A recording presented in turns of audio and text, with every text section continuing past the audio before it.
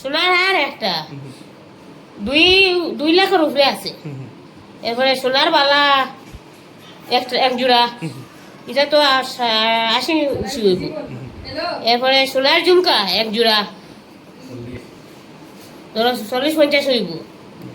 এরপরে মোটর একটা তো দাম 3-4 হাজার হইব।